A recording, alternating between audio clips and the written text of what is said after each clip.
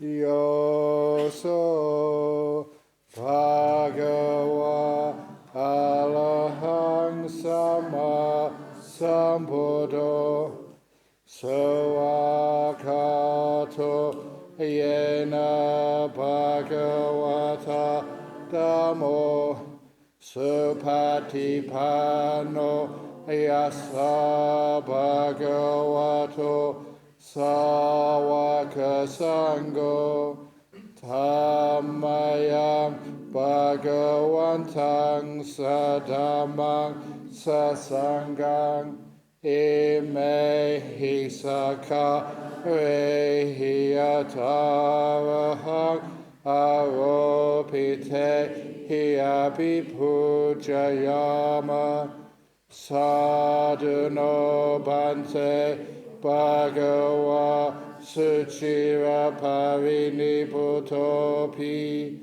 Pachima Janata Nukampa Manasa Ime Sakare Dukata Panakala Bhute Patigan Hatu Amhakang Dikharatang Hitaya Sukhaya Alahang Sama Sambuddho Bhagava Buddhang Bhagavantang Abhivademi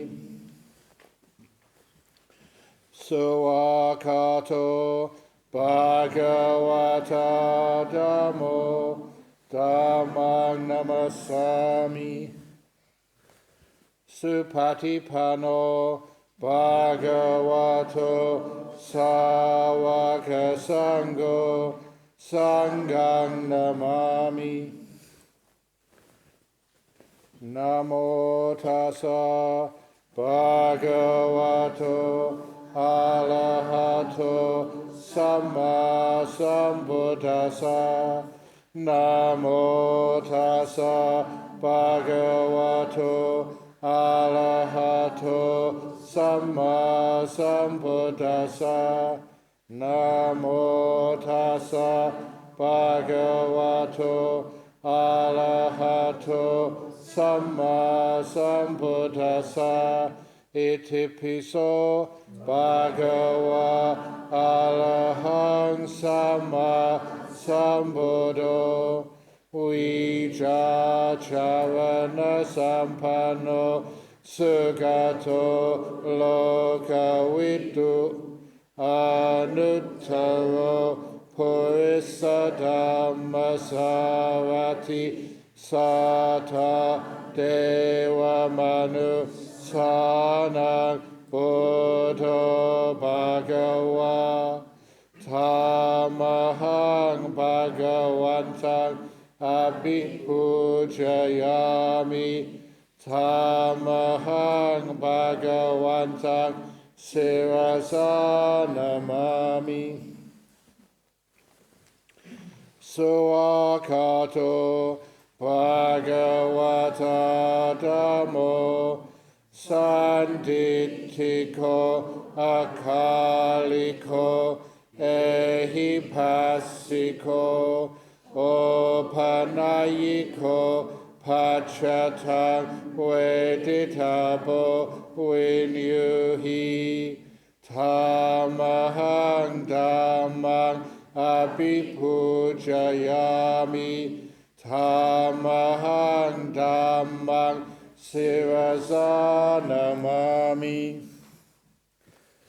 Supatipano Bhagavato Sawaka Sangho Ujjapatipano Bhagavato Sawaka Sangho Yaya Patipano Bhagavato Sawaka Sangho Samichi Patipano Bhagavato Sawaka Sangho Yatitang Chatari Purisayugani Atta Purisa Pugala Esa Bhagavato Sawaka Sangho Ahuneyo Pahuneyo Dakineyo Anjali Karaniyo Anutarang Punya Ketang Lokasa Tamahang Sangang Abhipujayami Tamahang Sangang Sirasanamami.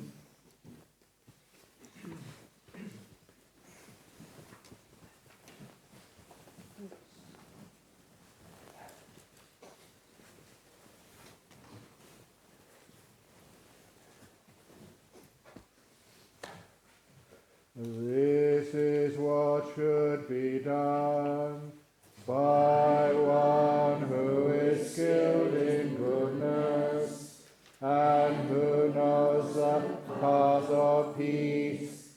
Let them be able and upright, straightforward and gentle in speech, humble and not conceited, contented and easily satisfied, not busy with duties, and frugal in their ways, peaceful and calm, and wise and skillful, not proud and demanding in nature.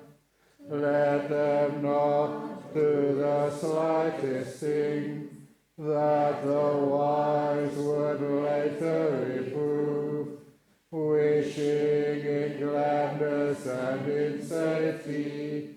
May all beings be happy, whatever living beings there may be, whether they are weak or strong, omitting none, the great or the mighty, medium, short or small, the seen and the unseen, those living near and far away, those born and to be born, may all beings be happy.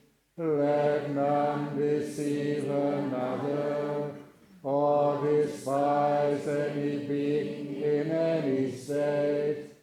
Let none through anger or ill will wish harm upon another, even as a mother protects with her life her child, her only child. So with a boundless heart should one cherish all living beings, radiating kindness over the entire world, spreading upwards to the skies and downwards to the depths, outwards and unbounded, free from hatred and ill will, whether standing or walking, seated or lying down, free from drowsiness. One should sustain this recollection.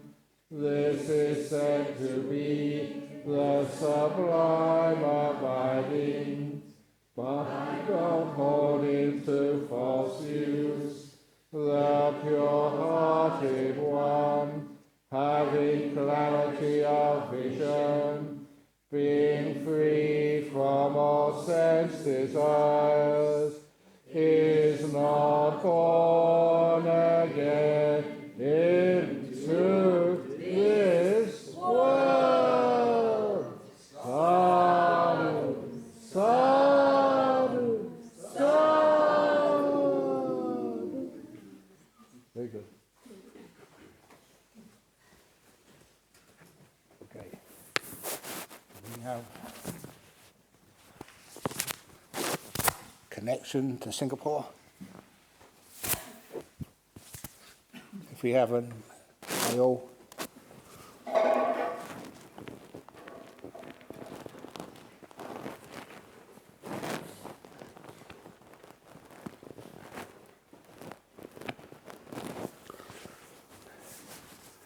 Okay, the questions. Here we go. Hello, Ajahn Brahm. Hi.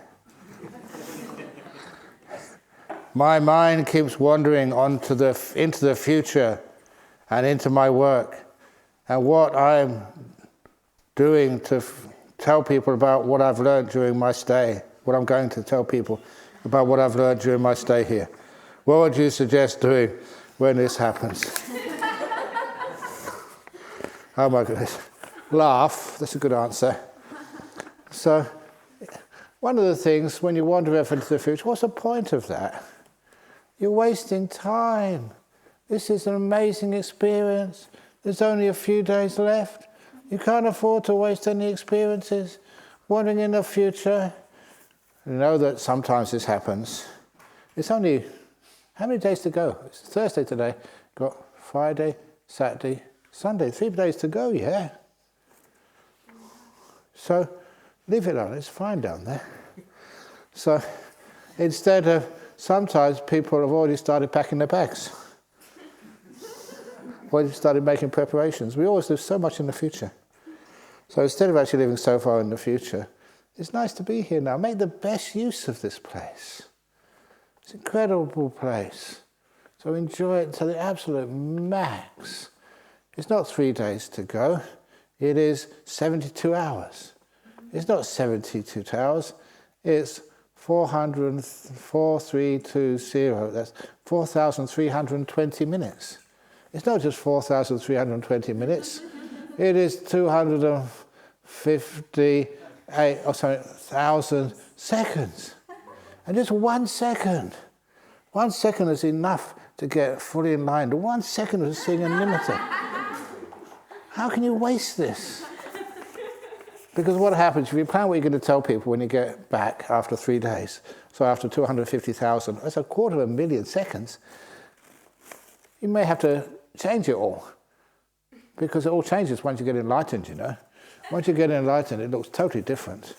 So all that stuff you've been planning to tell them, it just doesn't apply anymore. Because now you're fully enlightened. What a waste of time that was. Are you convinced? Yeah. Oh, thank you. Some other people aren't. But anyway, I'll try my best. Now, after a while, living in the present moment, honestly, it's a wonderful thing to do. You'd have to do a little bit of work for the future, do your cleaning up and stuff, but you don't have to do that much. And what a beautiful opportunity it is here. No one is going to criticize you or tell you off for, not doing stuff in the future. They're not going to criticize you for not remembering the past. This is one of the few places in the world where you really can be present. And you're praised for that. What a wonderful place it is, where you're encouraged to be here. Not to do things, achieve things, plan things, make things happen, but just to walk gently through this facility and enjoy it all. Be here. Dear Ajahn, is it correct to say, no, it's not correct to say anything here. We're supposed to be keeping noble silence. Okay, so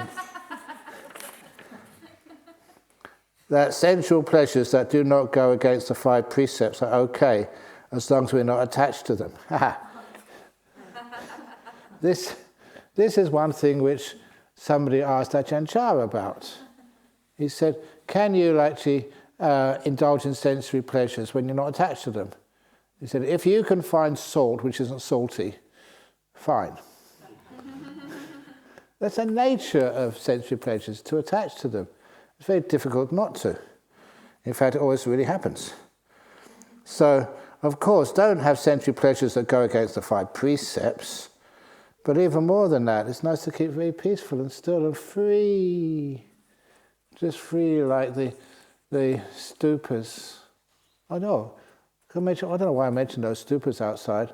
I don't know if you know the the secret of those stupas out in the little gardens out there, because we wanted something traditional to remind us that this is a beautiful Buddhist retreat center. We've got the Buddha statues out here. They came a bit later, but they were offered by one of the monks over in Indonesia, and it was the monk who in Java, Venerable Panyawada, I think his name was. Sri Panyawada they called him, because he's a lovely monk. And he knew what we were doing over here. And he just got some of his disciples and followers to raise some funds and to get those 2 stupas out here. They're beautiful. And that's the same stone as from Borobudur. And they're exactly the same design, only they're 108% bigger. A tiny bit bigger, 108%. And there is a myth to those. And the myth is this. It's an old legend.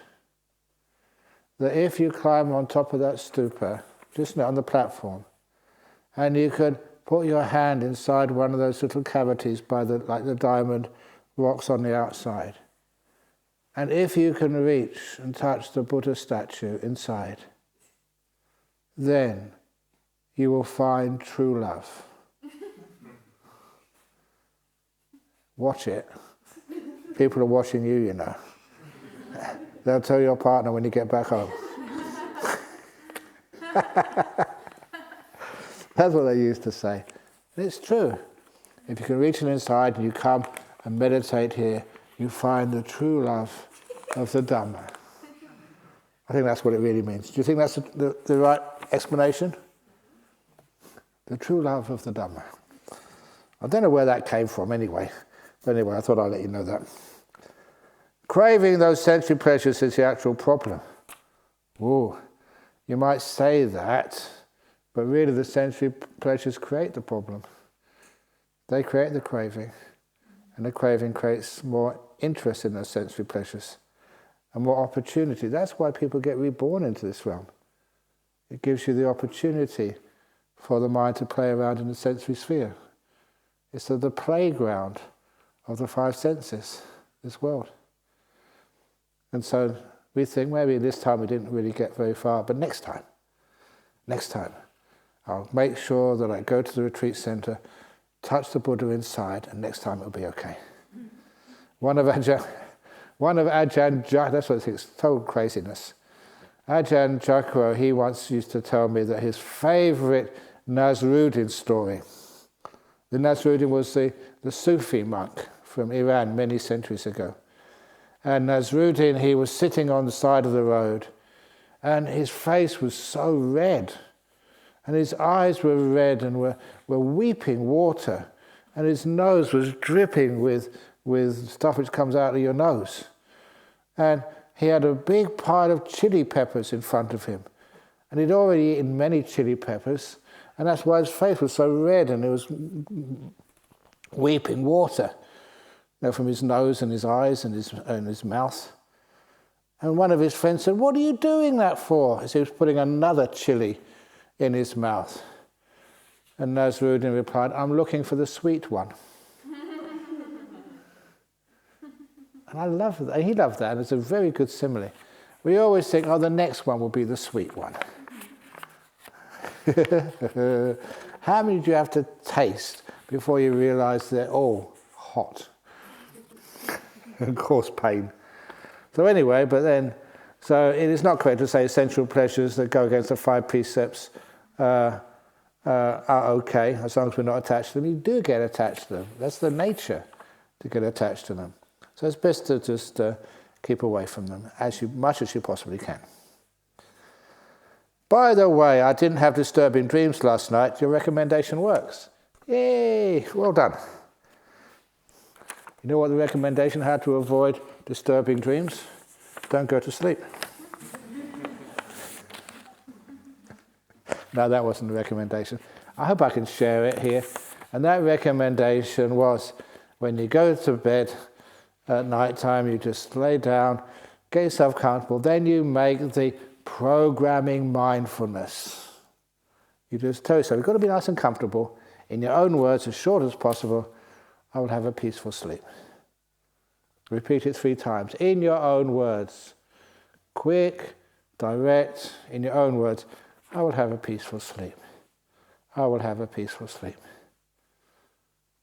And then you forget about it. And you finally go to sleep and it's peaceful. If you really want to try this, and I did this again, my first retreat, I was a student. I was willing to try anything just to see what would happen. And the teacher there said, when you go to sleep at night, forget about your alarm clock. Say you have to get up at 4 o'clock with gusto. Did you ever find out where Mr. Gusto is? Is a Gusto or a male or female? No, so you have to get up at 4 o'clock. So set your alarm for 5 past 4, if you wish. And then as you go to sleep tonight, when you're all so tucked in and nice and peaceful and comfortable, you tell yourself, I will wake up at 4 a.m. tomorrow morning. I will wake up at 4 a.m. tomorrow morning. I will wake up at 4 a.m. tomorrow morning. And then forget it. So I did that, and I couldn't believe it. I woke up, you wake up and, well, what time is it? I can't hear the alarm bell. I didn't wake up because of the alarm bell. I look at the clock, and it was 1 or 2 minutes either side of 4 a.m. It's amazing just how well that works. A little by little, when you trust in that, it's great that it works. Anyway, dear Ajahn, you translate avijja as delusion. Is there a difference in avijja and moha, which is usually translated as delusion, in greed, hatred, and delusion? No. They have many words for the same thing. Things like heart, mind, consciousness. People say like loving kindness, softness. Well, there's so many words for so many different things. But the avijja here, it's not ignorance, because ignorance is not enough for you to overcome the thing which creates all the problems in the world. It's like delusion. In other words, what you're seeing is real, but you're giving it a meaning it doesn't deserve. Just like the old mirages. You see something out there reflected in the sky, or reflected on the road if it's a mirage, and you give it a meaning it doesn't really merit. And that's what delusion is. It distorts your perception. You don't see what is really there, you see what you want to see. Or you distort, you take away what you should be seeing, but no, it was too hard for me. And that's actually how you can become much more free and more wise. You don't get into delusions, into tricks.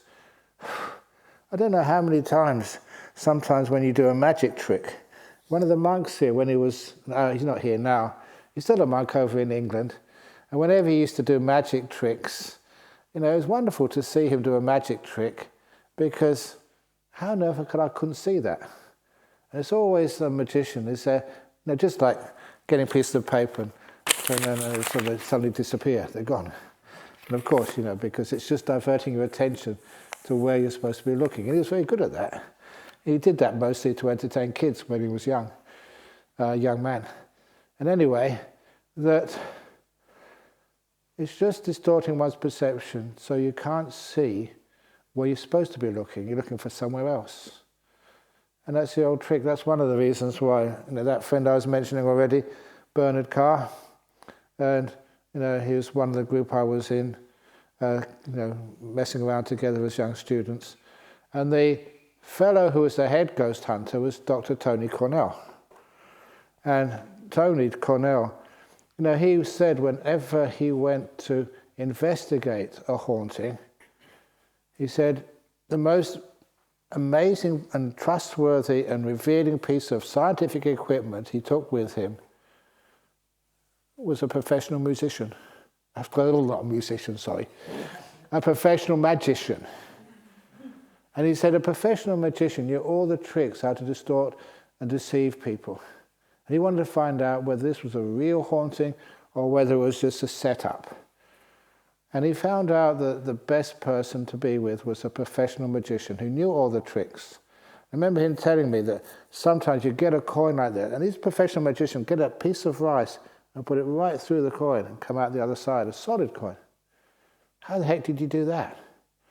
It's impossible. And then the magician shows you how it's done. And most time you think afterwards, oh crikey, how did I miss that?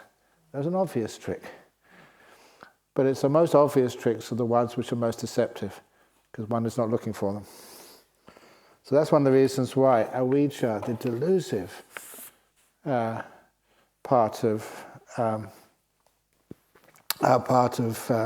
the way that our perceptions and will and conceptions all work, is a much, much, much better translation than ignorance.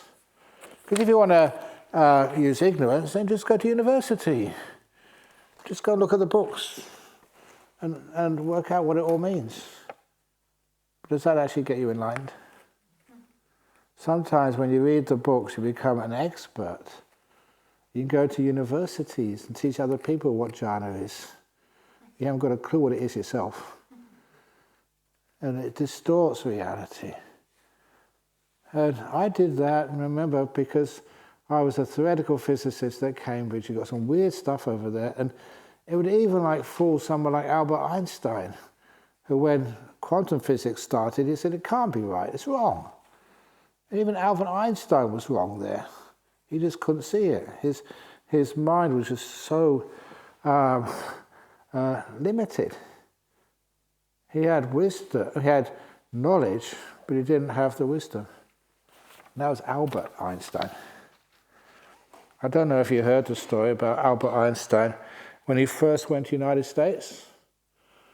And people knew about him. He was a famous, well-known, but they hadn't seen him before. And those were the years when they didn't have internets and TVs and Facebooks. They just knew that he was a famous professor, from Europe. I think from Austria or wherever. But anyway, when he landed in a boat, they didn't have aircraft, and they managed to arrange a professional chauffeur. And the job of the chauffeur was to take him from university to university, make sure he was taken to the place where he could spend the night.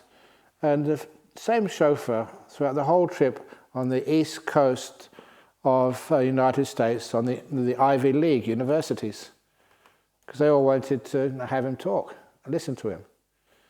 And so the same chauffeur all the time on this couple of weeks tour of the great universities of the eastern states of United States of America.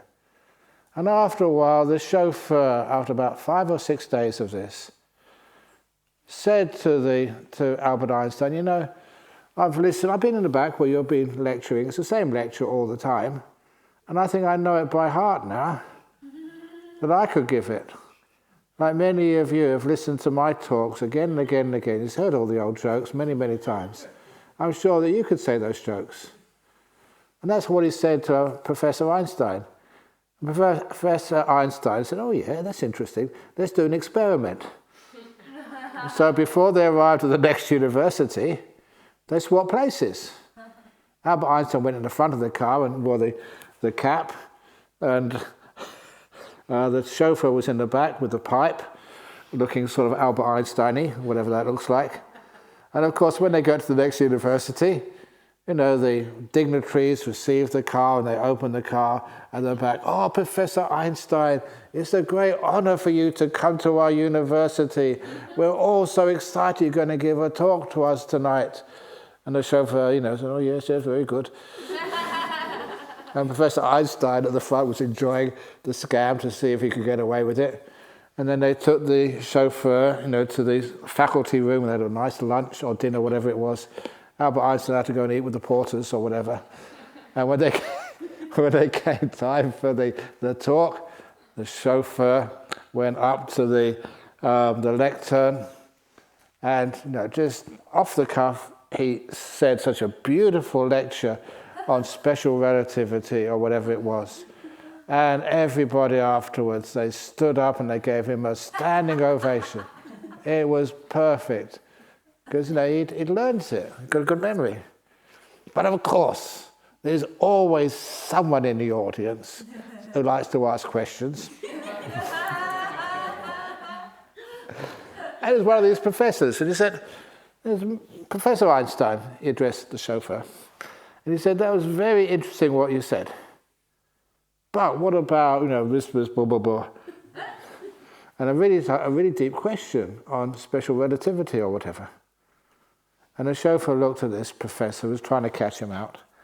And the chauffeur said, Professor, pretending to be Albert Einstein, Professor, that is such a simple question on special relativity. It's so basic. Even my chauffeur in the back could answer that one. And the chauffeur did. I'm sure you could do the same.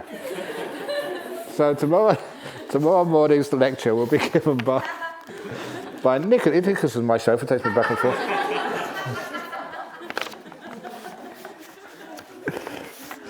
Anyway, don't know where that came from. Anyway, meditation can uncover hidden anger, ill will, and fears. That is an interesting suggestion. That is the understanding, having the view, the delusion, the anger, ill will, and fears are things which exist. If they don't manifest, in your behavior, you think they're hiding down there somewhere, and they're just always existing. And sometimes they manifest because they appear above the surface. But the way that Buddhism works, it's just anger is the result of causes and conditions. And those causes and conditions are always changing. It's like what we say is a process. And it's a process, they're not there all the time. Just like I mentioned, the stream of consciousness simile of the Buddha, standing on the bridge, the water is never the same. You might think that there's like a bubble there, but the bubble just comes up in this moment, then disappears again. The bubble isn't always in there, but you can't see it. So this is process, cause and effect all the time. So anger isn't permanent. It's not always there. Stupidity isn't always there. It's these tendencies are. And if the wrong thing happens or the causes are there, then the anger comes up. If the right conditions are there, things like anger never come up. You're free of those things. Anger is just a desperate last attempt to have some control. Because it's somebody's fault. Your fault. Your fault. Your fault. Somebody's fault. You get angry. When you realize it's no one's fault. This is life. Welcome to life. How many perfect people are there in this world? None. There's not even people here. It's just little processes going, and sometimes, boom, it makes a bit of a noise. Sometimes it does stupid things. Welcome to life. So don't try and cure all of your attachments. That is not the way of Buddhism, to kill them or get rid of them all. The way of Buddhism is to, this moment is the most important moment in the whole world, not right now. The thing right in front of you, you're dealing with, that's the most important. In other words, that's really all there really is. And your job is just caring for things. Not curing them, caring. And you find that angry eating monsters disappear. Very simple, but very incredibly profound. And this is actually just why the whole idea that anger, ill will, and fears are sometimes hidden. Not hidden there. The tendency, the opportunities for those things to manifest. But when they don't manifest, they don't exist somewhere. The mind relaxes and tension, when seen properly, it's like something blocking us is unplugged. The mind relaxes and tension and debris are released. Sometimes it can be easy to outflow into sensory desire in celebration instead of going inward. A lot of time you see it in a different way. just how this mind is. All these experiences, phenomena which you experience, they're not always there. When the anger is not there, it's not waiting, it's gone. Then it comes up again. Why? Delusion, expectations, thinking you're in control.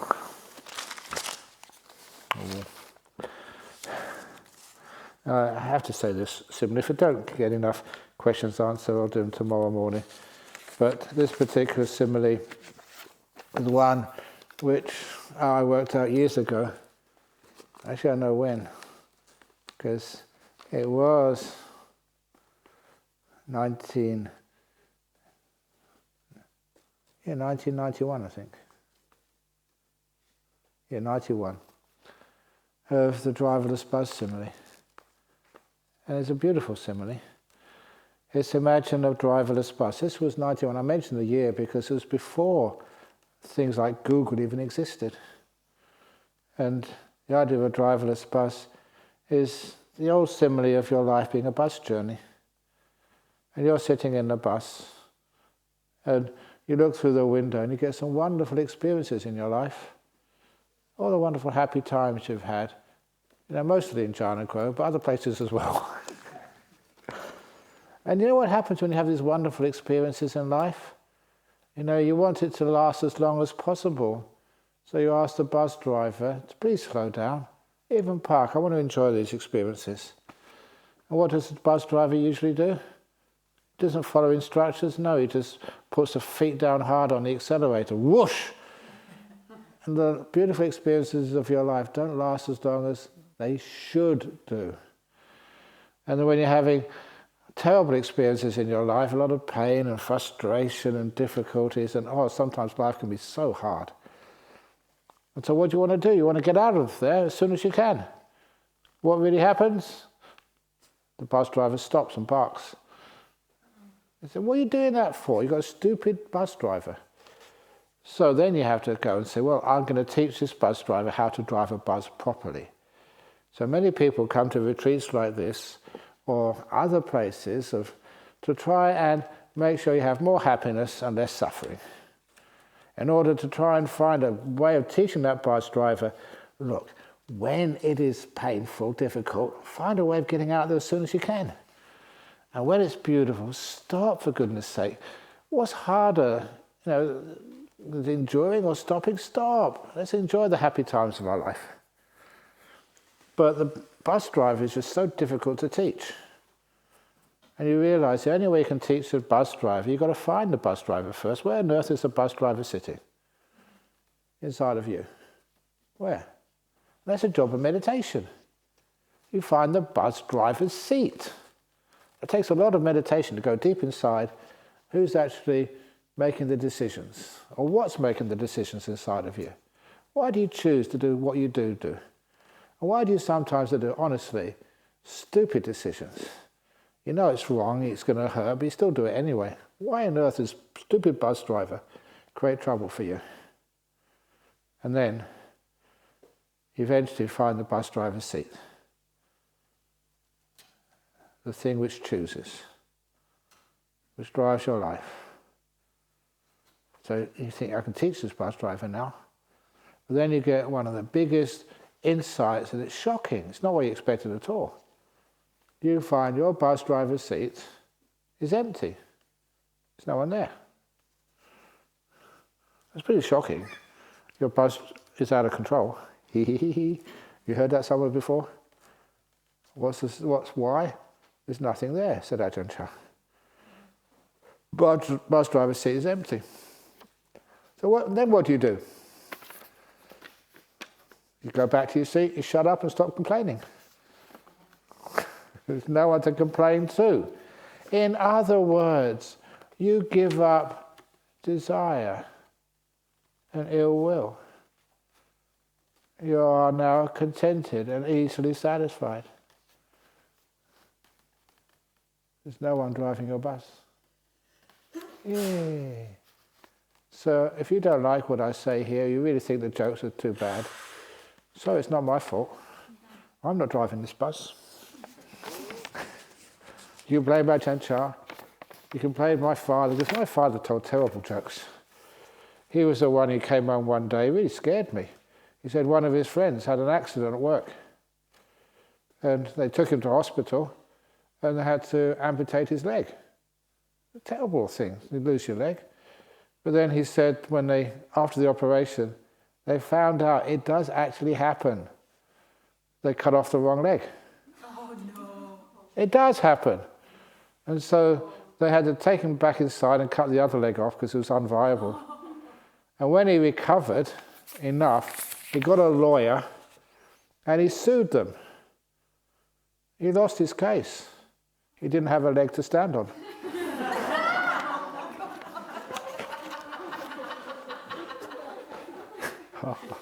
Don't blame me. That's what my father told me. But that's really amazing that when you understand that, whoa, a driverless bus. So much freedom there. When you don't try and control the bus, it usually goes much more peacefully through your life. Next, dear Ajahn, how to tolerate a partner who cannot even do one thing correctly.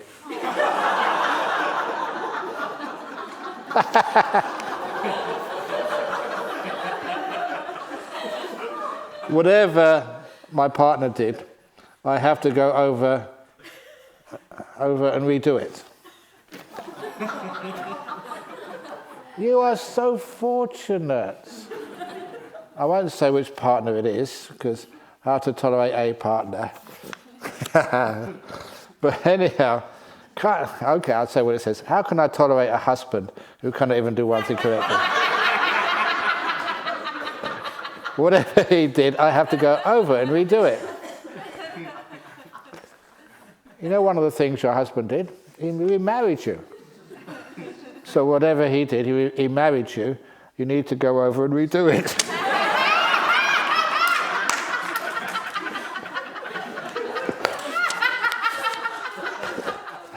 Okay, don't blame me. I often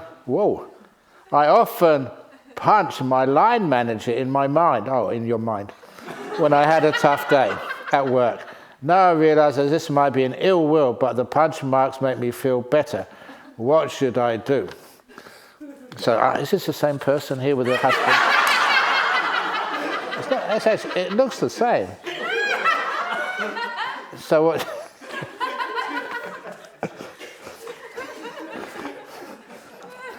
It makes you feel okay, but the line manager keeps on making mistakes and does tough things afterwards. So it's not really a solution. It makes you feel better temporarily. But then, when I had a tough day at work, isn't there other ways to deal with a tough day at work? You know, one of the best ways of dealing with a tough day at work is actually find time to go to the restroom or a meditation room, or to take time away. And when you take time out, you sit there and just relax your mind.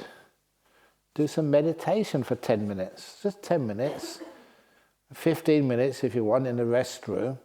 And when your manager tells you that, oh my goodness, why do you spend so much time in the restroom? You tell them you're constipated. And it's true, you're constipated inside your mind. You're sick with ill will. So that's much better. And when you really relax, you don't feel angry anymore. Punch manager, or the line manager is also stressed out, you're stressed out. And so taking time out, when you really relax, you find you get all this energy and innovation and other ways of doing things. And so you become much more productive when you take some time out. When you get tired. Ajahns, please explain what is meant by fetters. Is it the same as kilesas? Apologies if this was explained earlier and I missed it with metta. Yeah, well, the 10 fetters, the first 3 fetters is the main one, is the idea of a self, a me, a mine. I am this, or this is mine, or this is myself, concerning especially the components of existence. That is a big first fetter. Thinking there's something permanent, which is always going to be there, which is you. And people find all sorts of ways to try and construct a sense of self. Even when you get in deep meditation, that is one of the real reasons why you get afraid. When you get into deep meditation. Because it's like, you, as you know it, is disappearing.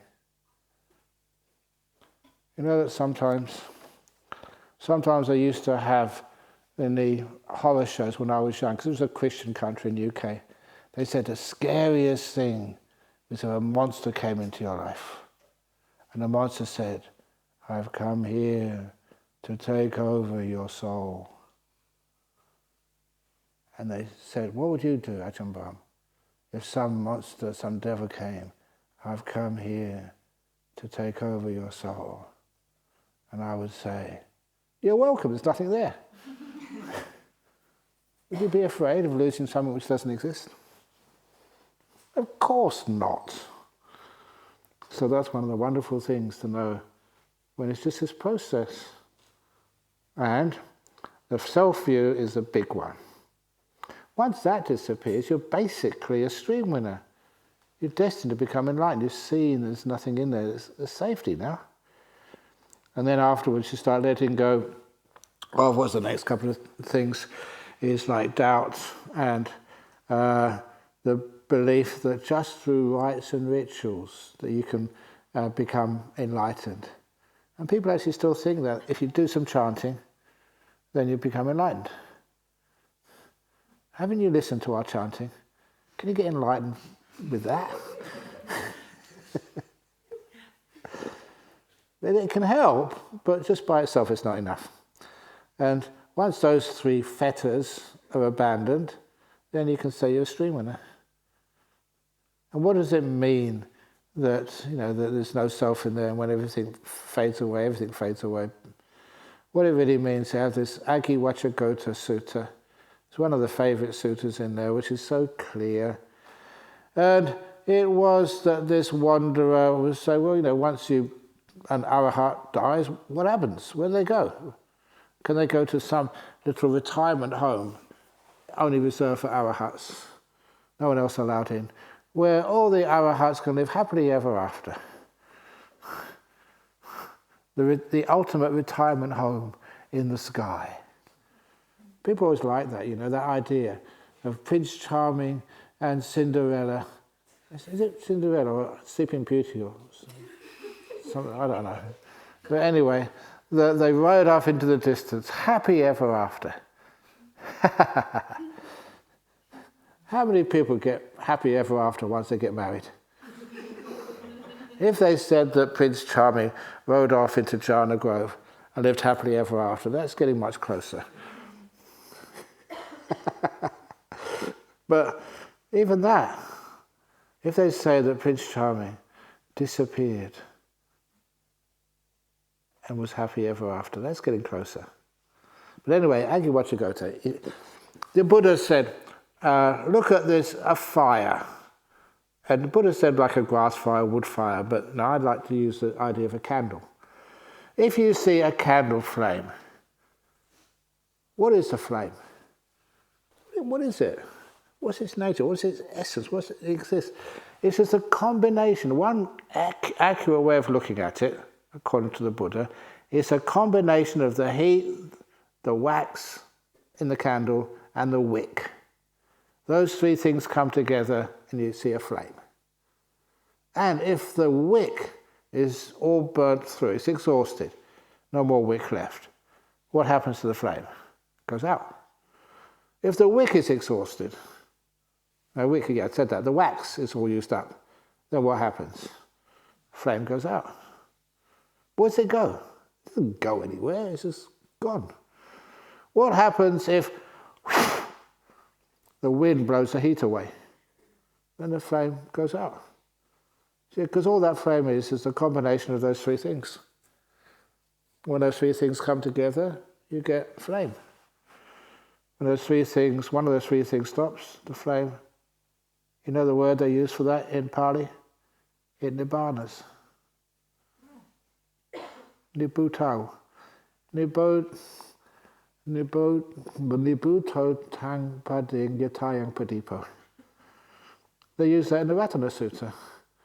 It goes out just like the flame the flame goes out when the oil lamp is all just used up. And they use that word. And that word, I say nibbana, nibuto. Nibuto is the past participle, nibbana is a noun, that's all it is. That's the only difference, it means the same thing. They say that even every kid in India would know that word.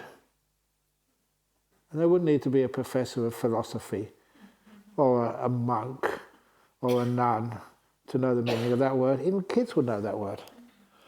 Just nibbana means the flame's gone out. It doesn't go anywhere. But everyone wants to have, it's actually called bhavadanha, the craving to be, to exist in any sorts of way. And it's one of the most difficult fetters to overcome. But then after that it's overcome, the other ones just go automatically. The greed or wanting and ill will, those are the second two fetters. And the last fetters are rupa raga, arupa raga. You know what those mean? Those are the attachment desire for the jhana realms and the immaterial realms. So I mentioned there is still an attachment, but it stops you being attached to the jhanas and the things beyond those jhanas.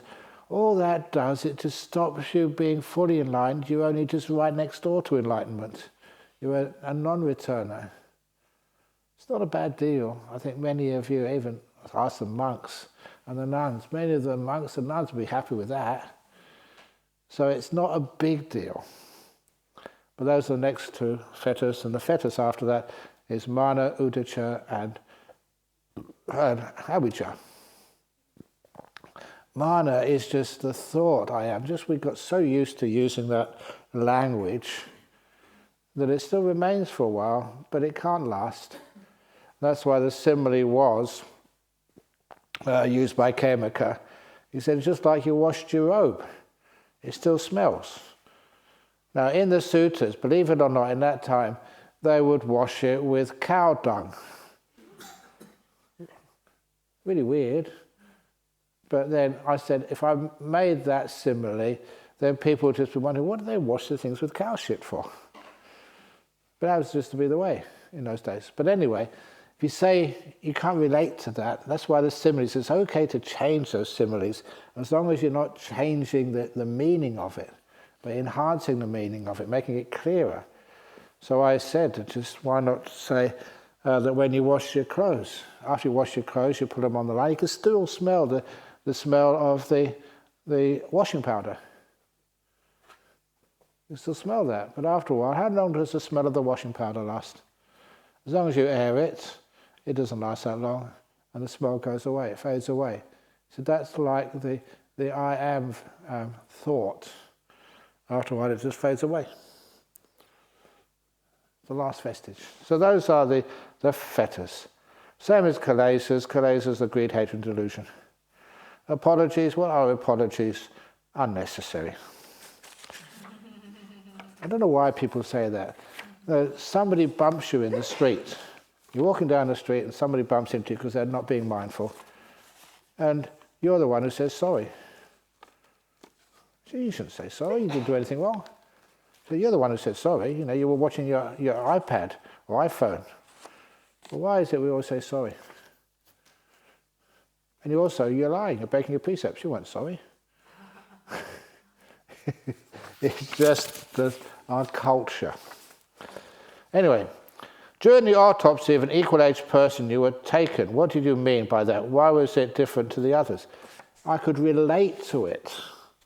It made sense, because when you see an autopsy, sometimes it's too clean.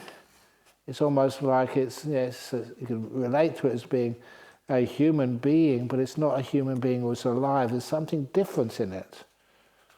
But when you see it, someone who's like you in some sort of way, that relation, I felt, that could have been me in there. And really did, because it looked a little bit like me, the same age, the same.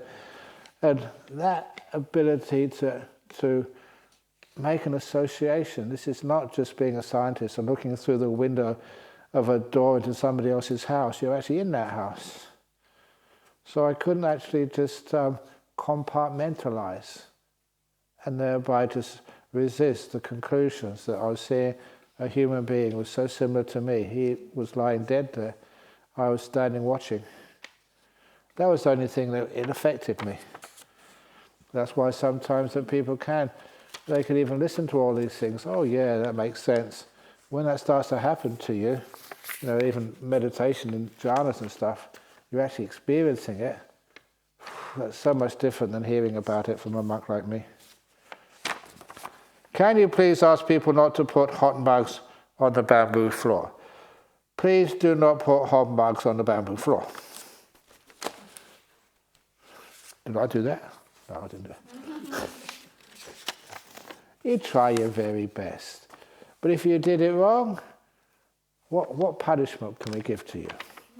Because if you don't have a punishment for it, then people will keep doing it. So what to do? What to do is, if you break that rule from now on, you put a hot mug on the bamboo floor. You have to hug the teddy bear for the next meditation session. Learn some kindness, compassion. So the bamboo floor looks pretty good. Maybe, but anyway, try not to put it on. Actually, we've got bamboo in the huts as well, haven't we? Yeah. But it's the nature of things. They decay and get dirty. I shouldn't say this when the cleaners are here, but it's the nature of things. I believe Chaganusati and Silanusati are about reflecting the past good deeds to increase one's positive merit account. More than that. Is this part of Vipassana teachings, or is it explained in any sutta? It's explained in the suttas.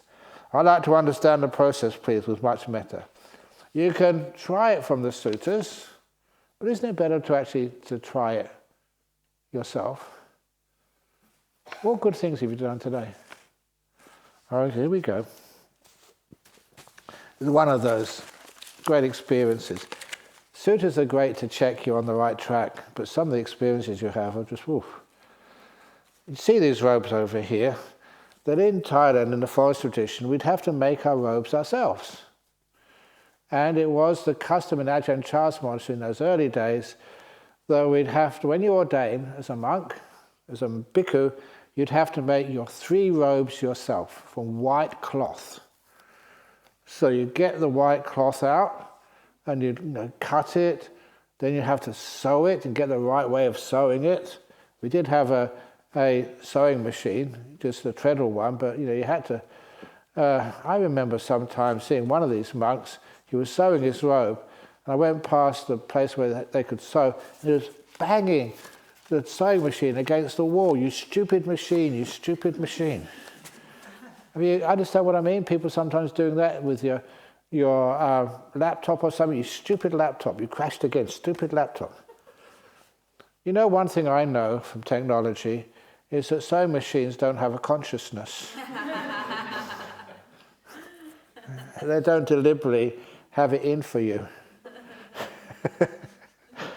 And why do people get angry like that? They don't really understand. It's just the sewing machine. It's you were just too rushed and you made a mistake. But anyway, had to make our own robes. And that was just sewing them. And after sewing them, you had to wash them to get any grease out, just use with ordinary soap powder but you don't have any washing machines. It's just in a bucket and dry them. And then you have to make the dye, and that was the hard part because the dye was made out of the jackfruit tree. So the jackfruit tree, whenever any jackfruit tree fell over or a branch came off in the storm, the villagers would always take it to the monastery, and we get a machete, a proper machete, and just just get the chips off the wood. So you had to first of all learn how to sharpen that machete, and if you didn't know how to do that, you take hours. And when you had a very sharp machete, of course, I was a theoretical physicist. I was not sort of a woodworker. You can imagine how many cuts you got on your hand after a few minutes, but you soon learned. It's a wonderful way of learning. But anyway, and once you got all those chips of the jackfruit tree wood, then you get a big pot, a big basin, and then once you had the big basin, just like the bowl for the donga, which is still hiding behind a teddy bear, but much bigger, you just get some water and put some ashes underneath because you didn't want that to go rusty, and get wood from the forest to light it, to make a fire. And then the water you had to get from the well, because we didn't have any running water. It was all just with a bucket and a piece of bamboo, and you soon learn how to hook it and bring it up. And of course, when you first did that, you lost many, many buckets. And whoever lost a bucket had to go down the well with a piece of rope and get the bucket up again. Unfortunately, sometimes there were snakes down that well. So you had to be very careful to make sure you don't sort of get bitten. And once you've got enough buckets of water, then you boil up the water, put the chips in there and boil it and boil it and boil it until the dye comes out. And then you strain it into another receptacle, and you make some more and some more and some more, and then you dye the wood. So you have to make it sure it's very hot, and you put the wood in this wooden basis, and you pour the brown dye made out of jackfruit tree, and you hit it and hit it and hit it and hit it and hit it and hit it. And sometimes it does help if you are angry at somebody, you hit and hit and hit it. It makes life a bit faster.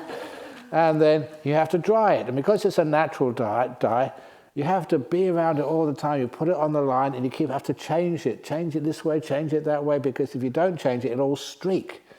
And then once it's dried once, then you have to do it all over again because there's not enough colour in it yet. So that, I think I've made the point that it's really a long, hard work. And it usually takes a couple of days. No sleep. If you just do one. On this occasion, there were 3 monks ordaining, and they'd already been up for about 2 nights without any sleep at all. Because the rule was you had to do it yourself. It's just showing that you really wanted to become a monk. And so 2 monks had been up for 2 nights all by themselves. So 3 monks been up 2 nights. And after the evening meeting, I'm a softie, I think you probably know that I just sneaked into the dyeing shed. And I said, look guys, you must be so tired. So I'll take over tonight, just don't tell anybody. I'm breaking the local monastic rule. They never argued, they ran. Before I changed my mind. You know what it's like? You haven't slept for 2 nights. You feel just really, almost like you feel like drunk. Your mindfulness is not clear, it's dangerous. So anyway, they went off, and I did the dyeing by myself just until the 3 o'clock bell. And then they came back. Oh, thank you so much. I only had about 3 hours or 4 hours sleep, but that made all the difference. Have a break. And then I went back into the 3 o'clock, straight back into the hall. I never went back to my room. Never had any sleep that night. And I just did the chanting and meditate. But that morning, I had really good meditation. My mind was really peaceful. And I wasn't sleepy at all, even though I hadn't had any sleep.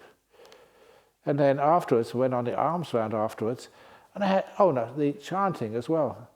When you have lots of energy, I can't resist it. Yo, so! Quieten down. And I'm walking on arms round afterwards, I had so much energy, and I was so happy. And I couldn't help. I asked the senior monk afterwards, I said, look, I apologize. I broke the local agreement rule that monks are supposed to do this thing by themselves. But I was so sorry for those 3 monks. They were so tired. And but the weird thing was I haven't slept all night. I've been working hard, and I got all this incredible energy. Why? And the senior monks quickly said, it was obvious. I don't know why I didn't see it myself. It's because you've been letting go and helping others. Oh yeah, I was kind. And amazing the amount of energy which you can get when you are just, it's not your job, you don't need to do it. But you see someone who's missed their lunch or something, and you go and take them something. or that somebody is sick and they're in the room there, and they're supposed to be washing up, they can't do it. You do it for them. You get so much happiness out of that. And physical energy as well. That's the thing which I was really shocked with, the physical energy. I had slept all night, I was full of energy, simply because I've helped somebody who really needed it. So that's a Charkanusati and a Silanusati. What you've given to others, if you've really given it with a pure heart, you get huge energy. And if you're keeping precepts and being really kind of being good, trustworthy, oh wow, it feels gorgeous inside. It's one of the reasons it's the source of inner happiness. You got those 5 precepts, and after a while you realize just how amazing they are. And you become a person people trust. You won't take any money from anybody, steal any money, and you won't sort of lie to anybody. And that gives you so much energy, so much happiness and joy. Anyway, dear Ajahn, why can't monks and nuns declare their enlightenment to lay people? That why they can't is because if they do, great deal of trouble comes. For example, that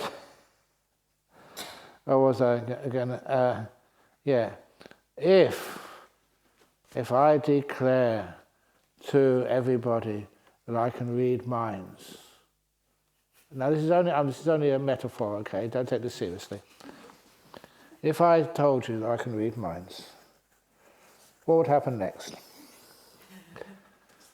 The CIA or MI5 or ASIO over here, they say, great, can you come to the airport? Because sometimes we arrest possible terrorists. We don't know whether they really are terrorists or not.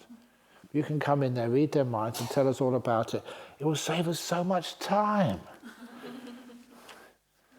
Or maybe the Liberal Party are in power right now. Can you please just go and read the leader of the opposition's mind and find out what he's really up to? Or you may say, can you really read my wife's mind? Because I've got some really serious concerns about her. You'd be in really big trouble, wouldn't you? If you really think about it, it'd be okay for you. Oh yeah, that's really interesting. Suppose you could read the future. Ajahn Brahm, it really is. I'm really struggling to survive in this economic climate. I promise I'll give you 10% to your monastery or whatever you're doing. What are the lottery numbers? The last time I told this story was recently. Was doing a retreat for the Thai people, and it happened to be Melbourne Cup Day. And a few of them said, Ajahn Brahm, can you help please? So I told them a story. This was the story of the 5 angels. There was a gentleman here in Perth. He woke up. No, before he woke up, he had these very prophetic dreams. Dreams very clear, but weird. In his dream, he dreamt of these 5 angels, and they were lining up, and they were wanting to give him something. The first angel gave him 5 pots full of gold coins, and the second angel did the same.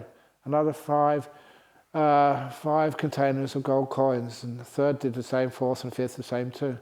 Had 25 big containers, all full of gold coins. It was worth a fortune. And of course that's when he woke up, when he got the last container of gold coins.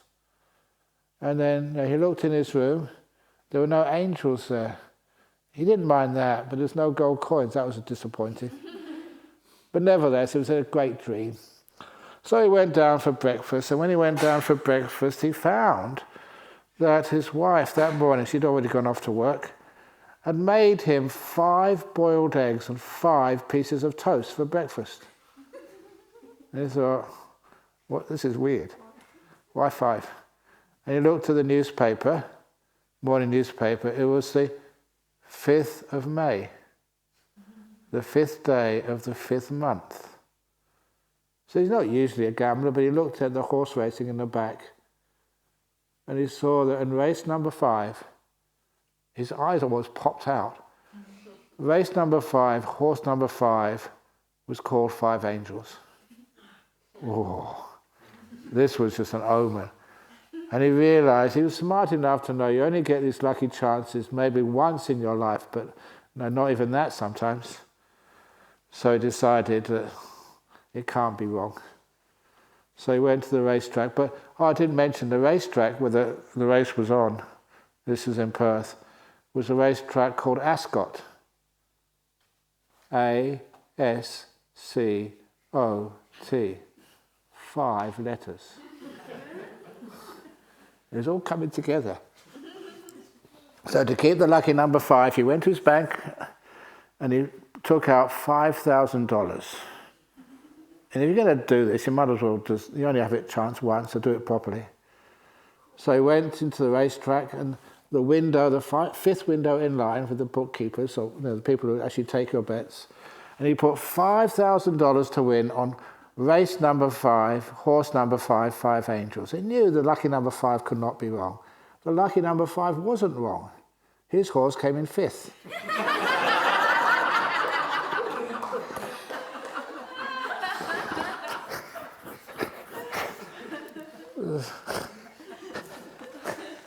So you don't have to do the future. So it's much better to not declare your enlightenment to anybody.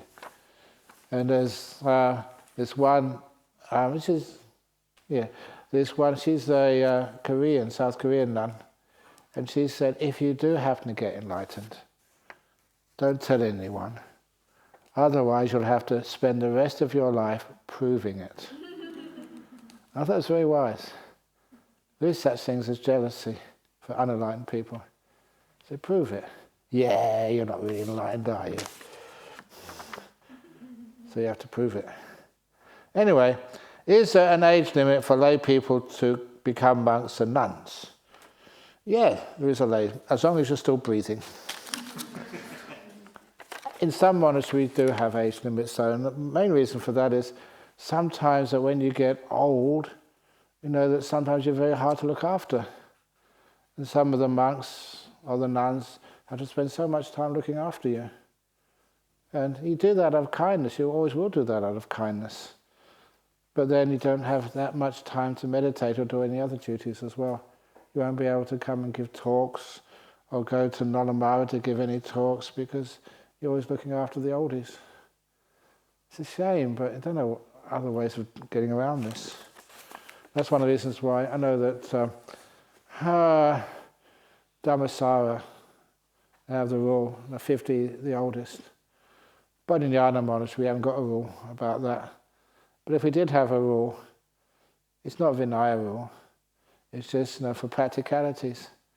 And usually, I don't know why I say these things, because if you really, really, really, really have done a lot of good for the monastery or for the BSWA, yeah, we'll find a way to get you in.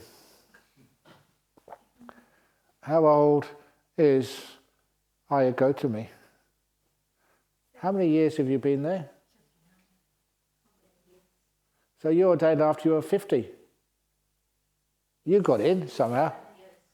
Yeah, she can get in. So it really depends, it's much harder. Anyway, how did Ananda know the 4 paths of arahatship before he himself was, before the Buddha's council? Because he was told by the Buddha. So he was the go-to person. What did the Buddha say? Okay, if bhikkhu is a male monk and bhikkhuni is a female nun, if someone was non-binary and wanted to join, would Buddhism then be challenged with modern times and maybe equality a label for just monks for all in the future? Is non-binary is a difficult one we haven't faced yet, but when we have gay monks or lesbian nuns or all the different LGBTQIA+, is basically, where do you think you'd feel comfortable and other people feel comfortable with you? It's just the practicalities of a monastery, nothing about discrimination. And so I remember it was a rule in Thailand that you weren't supposed to ordain gay monks. That was supposed to be. But there was a loophole. And because it's one of the great things about studying Pali and reading the commentaries in Pali and finding out all these loopholes. And it was a bit strange, but it said that there are some people who are only like gay for 2 weeks out of every month. And I can't understand that myself. But I'm glad that was in the ancient commentaries, because what that means, you got the loophole there. See, it says it in there. And so, the loophole was extended that when the first man I sort of ordained who was openly gay, a really good monk, and I was really happy that I gave him ordination, because he's now a great sort of monk, enormous. I won't say who he is, but when I did give him the ordination, I asked him, I said, well, can you handle it in a community of men? What would happen if you see a really hot guy come into this monastery? How would you behave? And he said, look, I can restrain my sexuality just like Ajahn Brahm, you have to if you see a beautiful girl come into the monastery, like all the other monks have to. And I just go back to my hut and just lay down for a while until I can cool off. And I said, well, look, give it a try, see how it goes. Because, the sensuality there was, because he had good meditation, it was being reduced. And he lasted so well. And now he's a senior monk. I won't say who he is. And I'm so happy I did that. Because, why not give people a chance, give people the opportunities if they want to. I've got no right to hinder people. And as long as they can do it, and they fit in and they do a good job, and he does a wonderful job. Really great that I just decided to do that and give it a try. And it worked so well. So it really doesn't matter that much.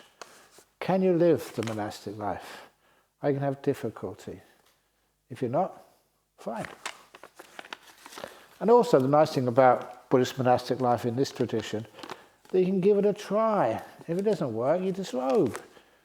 And at least he gave it a try, and it was a wonderful. And okay, this is the last story. Here's the last little story here. That there's many, I don't think I told it up in the upstairs in the dining hall when people visited. I said that sometimes that if it doesn't work out for a monk or for a nun, they disrobe.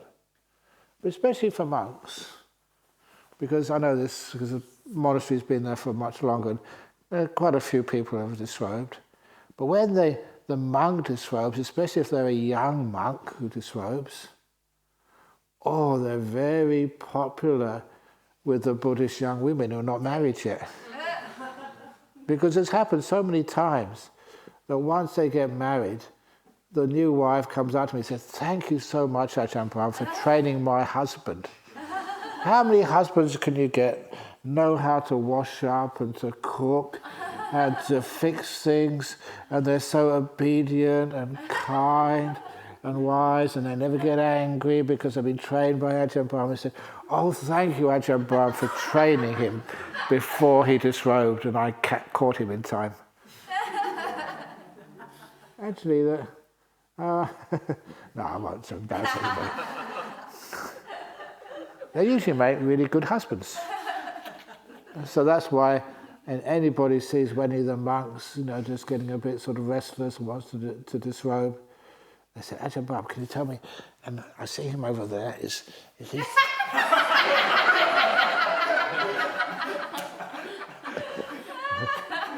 They're really good catches. Imagine, just all the training they do over there. But anyway, so there's none available right now, so sorry.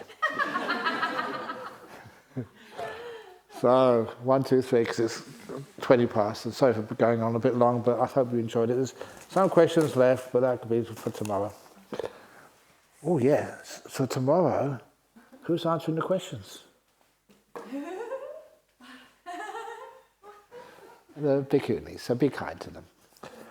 Sadhu, sadhu, sadhu. See a different intonation. Okay, so when it comes to tomorrow, not just one nun, it should be shared between all four. Hopefully that is she getting better now? Venerable? She's resting. Oh, resting, okay. Preparing herself tomorrow. And so be kind, it's just, you can ask, this is a question, for Venerable Gautami, this is a question for somebody else. So that way, and you're quite okay if you think it's too deep a question or embarrassing a question, can you please just leave it for me the next night, on Saturday night. Because tomorrow is Friday.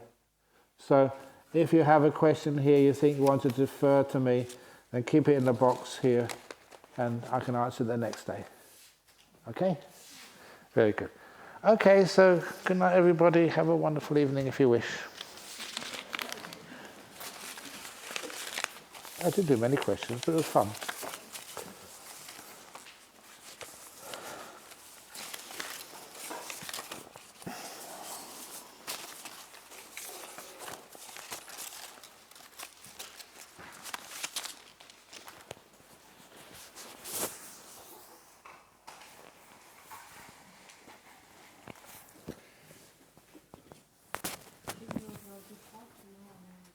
Sorry? Are you going to talk tomorrow night? No. Tomorrow night is... Hasapanya is going to do the Friday night talk in Nolamara, but I'm staying here because it's a Patimokkha night, full moon. So I have to be with the Bhikkhu Sangha over in Bodhinyana Monastery. And afterwards we have our fortnightly meeting just to discuss if anything needs to be discussed, so that we can